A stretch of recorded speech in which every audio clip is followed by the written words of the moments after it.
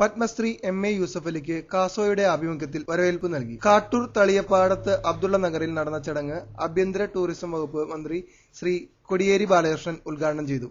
Shri advocate Thomas Unniyadan MLA. അധ്യക്ഷനായിരുന്നു. Revenue വകുപ്പ് മന്ത്രി ശ്രീ കെ.പി. രാജേന്ദ്രൻ, ശ്രീ ലോനപ്പൻ നമ്പാടൻ എം.പി, മനോജ് വലിയപറമ്പിൽ, ശ്രീ അശോകൻ ചെരുവിൽ, ശ്രീ കരീം അബ്ദുള്ള എന്നിവർ ചടങ്ങിൽ സംസാരിച്ചു. ശ്രീ വർഗീസ് പുത്തനങ്ങാടി സ്വാഗതവും ശ്രീ വിജയൻ പിഷാരത്ത് നന്ദിയും പറഞ്ഞു. പത്മശ്രീ യൂസഫലി മറുപടി പ്രസംഗം നടത്തി. തുടർന്ന് ഗാനസന്ധ്യയും അരങ്ങേറി.